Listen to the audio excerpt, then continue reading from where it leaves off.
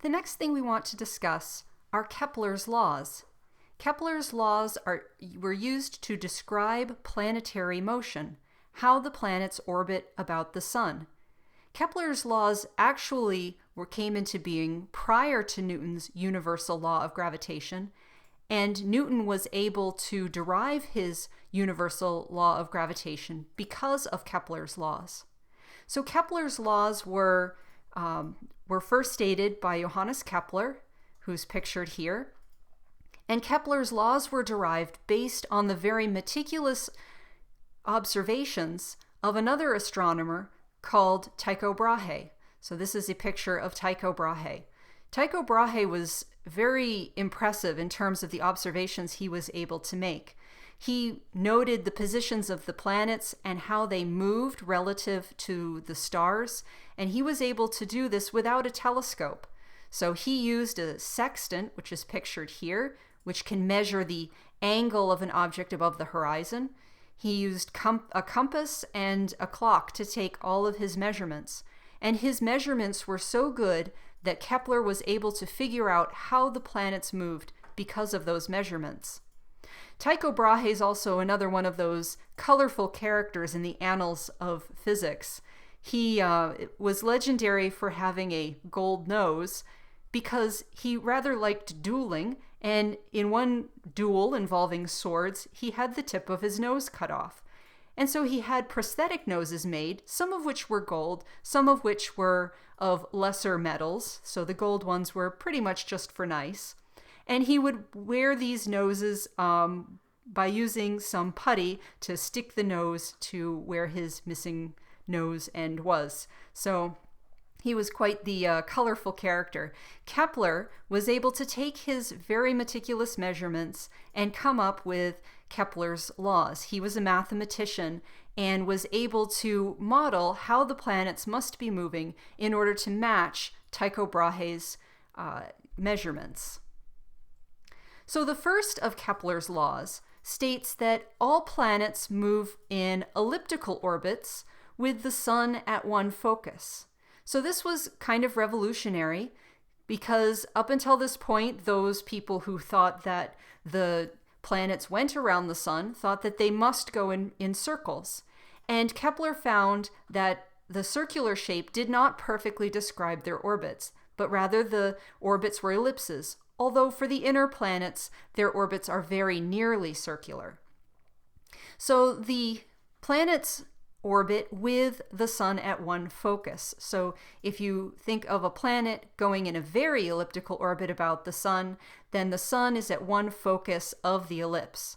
Now one can draw an ellipse by putting two pins in a piece of paper and then having a string with a constant length and loop a drawing implement over the string and then keep the string taut and then keep the pen moving around the two pins. Each one of these pins is at a focus of the ellipse. And if this was an orbit, then the sun would be at the position of one of these two pins.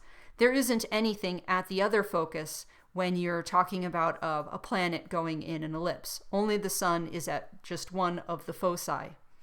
So the planets are moving in ellipses, including the Earth, although as I said before, the orbits are very nearly circular, and so these two pins, if you were drawing the Earth's orbit, would be very close to each other. Newton's second law said that a line that is drawn from the sun will sweep out equal areas in equal time. So if you have a planet going around the sun in its orbit, if you look at time intervals and how far the planet moves in each time interval, the area that is swept out by the planet in equal time intervals are equal. So when the planet is closer to the sun, it's moving faster. And when it's further away, it's moving more slowly. But the area that is swept out over here, as well as the areas that are swept out over here, are going to be equal to each other. Newton's third law states that if t is the orbital period. So the orbital period is the amount of time that is necessary for one complete orbit to occur, that the square of that time is proportional to the cube of the average distance. Now this is most useful when we are looking at circular orbits, or orbits that are very, very close to being circular, in which case we can make this the radius or the distance that the orbiting object is from the central object, is that distance is constant, and the cube of that distance is equal to the square of the orbital period. And the constant of proportionality, k here, is equal to 4 pi squared over big G, so this is Newton's gravitational constant, times the mass of the object that's being orbited. So if this were a satellite going around the Earth, then this mass would be the mass of the Earth. If you're talking about a planet orbiting the Sun, then this mass would be the mass of the Sun. So let's look at an example where we can make a prediction about how an orbiting object is moving using Kepler's laws. So this example asks, how fast do the particles in Saturn's rings travel? So Saturn's rings are made up of many tiny particles, most of them around the size of a grain of sand. And we have some facts here. The mass of Saturn we know is 5.685 times 10 to the 26 kilograms. The average distance between the middle of the ring and Saturn's center is 1.5 times 10 to the 8th meters. So we want to make a prediction of how fast are these particles traveling in their orbit around Saturn. So what we want to know is something about the speed of these particles.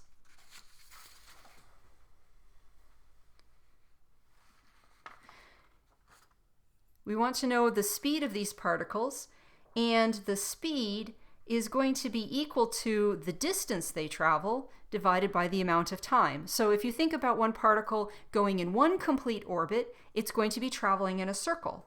And that circle is going to have a circumference or distance of 2 pi r, where r is the radius of that circle, divided by the amount of time it takes to make one complete orbit, which is the period of the orbit. Then we can use Kepler's third law, and Kepler's third law precisely states that t squared, or the period squared, is equal to that k constant, which has a value of 4 pi squared divided by big G times the mass of the object that is being orbited, in this case Saturn, times r cubed, where r is once again the radius of the orbit. So if we want to figure out what the period is, because we need it in this expression, we know everything on the right side of this equation. We know what G is, we are told what the mass of Saturn is, and we also know the radius of the orbit, because that would be the distance between the middle of the ring and Saturn's center. So if we want to solve for the period, we just need to take the square root of both sides.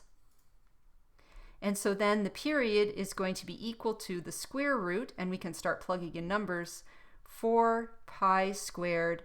The radius of the orbit is 1.5 times 10 to the 8th meters, and that gets cubed, divided by big G, 6.67 times 10 to the minus 11 Newton meters squared over kilograms squared, and then times the mass of Saturn, which is 5.685 times 10 to the 26 kilograms. So if we do that calculation, we'll find a period of 5.93 times 10 to the 4 seconds. So now we have the information we need to find the speed of the particles. So that would be 2 pi. The radius of the orbit is once again 1.5 times 10 to the 8 meters. and then we divide by the period of the orbit, 5.93 times 10 to the 4 seconds. And so that gives us a value of 1.59 times 10 to the 4 meters per second.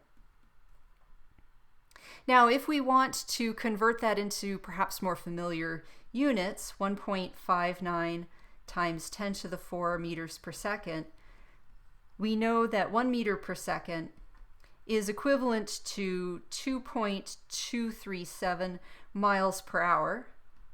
And so this is equivalent to 3.56 times 10 to the 4 miles per hour.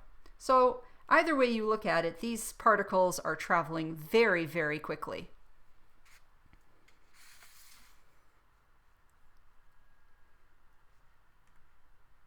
So let's look at another question. In order for a satellite to be geosynchronous, what must its orbit be like? And geosynchronous means that the satellite is always over the same spot on the Earth. Many communications satellites have geosynchronous orbits.